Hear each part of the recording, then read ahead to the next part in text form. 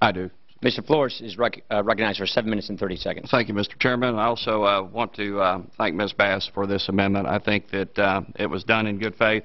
But I'd like to go through the issues. The issues related to veterans are very important to me. I have tens of thousands of veterans in my district. My district is next door to Fort Hood, Texas. And also I'm on the Veterans Affairs Committee, which works hard every day on a bipartisan basis to do the right thing for our veterans. But that said, this is just another attempt to relitigate the will of the House that was expressed in H.R. 1. Right. The appropriators will take care of this issue. There are 30,000 vouchers available today, and 20,000 of those vouchers were used. That means 10,000 of these vouchers weren't used. Now, why weren't they used? In some cases, the right vouchers weren't in the place where they were needed. In other cases, it was due to delays that the HUD and the VA are working to resolve. And today, the VA committee is working hard to determine why this is happening. And we don't have any evidence that it's due to lack of dollars. It's due to some sort of a processing issue. This is just one of those areas where federal dollars don't cure every issue. This is an issue where a bureaucracy cannot take care of its own business in a good manner. And that's what we're trying to address on the Veterans Affairs Committee. This budget, now we also need to stay focused on the facts. This budget provides a record high level of funding for veterans. For medical care, this bill provides access for the 6 million patients that the VA expects, and it's going to cost us $55 billion. And that's fine, because we owe that to our veterans. The MARC implements the administration's policies and keeps faith with the men and women who have risked their lives for our freedom, and it does so without raising taxes or hurting economic growth. Actually, the converse is true, because the chairman's MARC is what creates economic opportunity and jobs for this country. And the best way to take care of our veterans as they return is to have a robust economic environment where they can find good-paying jobs. At the end of the day, the best social program ever designed by humankind was a private sector job. That's where families are fed, where they're housed, where their children are educated, where they grow the local property tax base so that we can fund our schools. That's also where they become valid contributors to the economy, and they grow our GDP and grow economic opportunity for others. So with this point, I would like to yield to Mr. Stutzman. Thank you, Mr. Flores. Your points were very well made, and actually I just want to follow up a little bit on what you've already said, because you've touched on some of my comments and my thoughts as well. Having the opportunity to serve on the Veteran Affairs Committee, you know, all of us on this committee, and I know that everybody on the VA committee as well, wants to make sure that we do take care of those who have served us in harm's way and those who are fighting for freedom here in our country. And as Mr. Flores mentioned, that this is one that I think is one that the appropriate committee needs to actually handle, and to, as we look at the problem of homeless veterans, that there might be funding available. It's just a matter of you know, getting further into the numbers, and that's one where the issue is really to be handled by the Appropriations Committee, because as we've done several hearings on the VA committee, we're finding that there is a disconnect between our bureaucracy as well and our veterans.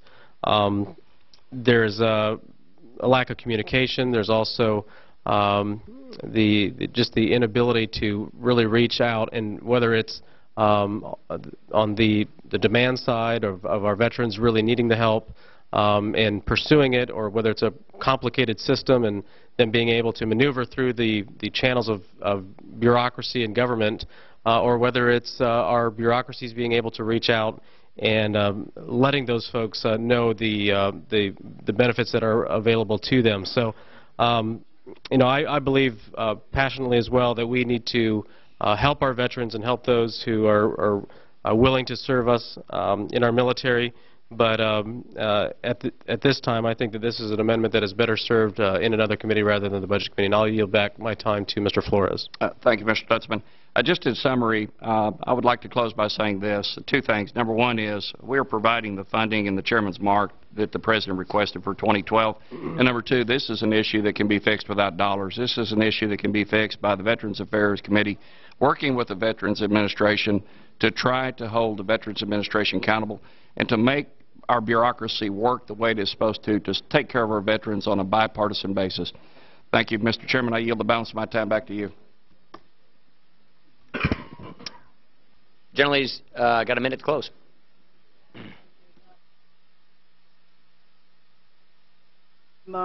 Glad to hear.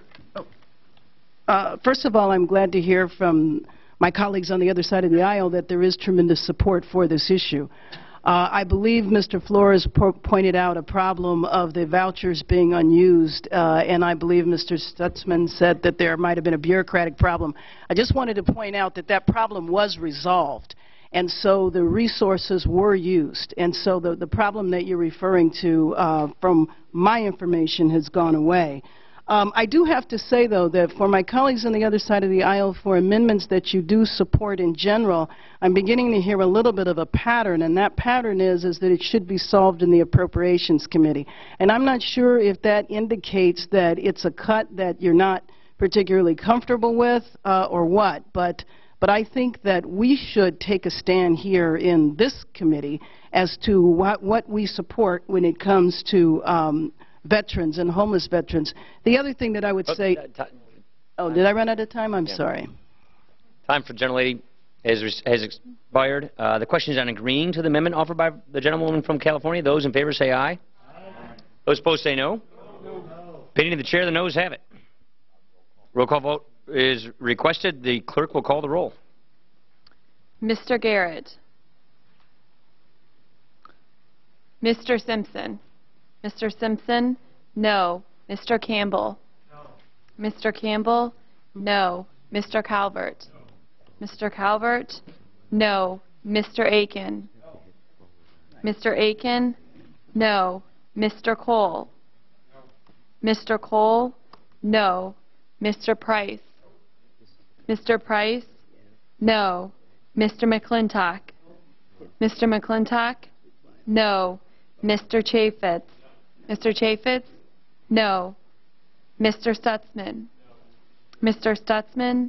No. Mr. Langford? Mr. Langford? No. Ms. Black? Ms. Black? No. Mr. Ribble? Mr. Ribble? No. Mr. Flores? Mr. Flores? No. Mr. Mulvaney? Mr. Mulvaney? No. Mr. Huelskamp? Mr. Huelskamp? No. Mr. Young? Mr. Young? No. Mr. Amash? Mr. Amash? No. Mr. Rokita? Mr. Rokita? No. Mr. Ginta? Mr. Ginta? No. Mr. Woodall? No. Mr. Woodall? No. Mr. Garrett? Mr. Garrett? No. Mr. Van Hollen? Yes. Mr. Van Hollen?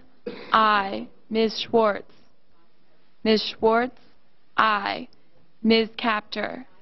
Ms. Capter? Aye. Mr. Doggett? Aye. Mr. Doggett? Aye. Mr. Blumenauer? Mr. Blumenauer? Aye. Ms. McCollum? Ms. McCollum? Aye. Mr. Yarmouth? Mr. Yarmouth? Aye. Mr. Pascarell? Mr. Pascarell? Aye. Mr. Honda? Mr. Honda? Aye. Mr. Ryan? Ms. Wasserman Schultz? Ms. Wasserman Schultz? Aye. Ms. Moore? Ms. Moore? Aye. Ms. Castor? Ms. Castor? Aye. Mr. Schuler? Aye. Mr. Schuler? Aye. Mr. Tonko? Yes. Mr. Tonko? Aye. Ms. Bass? Ms. Bass? Aye. Chairman Ryan? No. Chairman Ryan? No. Anyone else wish to vote or change their vote? The clerk will report. Mr. Chairman, on that vote, the ayes are 15, the noes are 22. There being 15 ayes and 22 noes, the amendment is not agreed.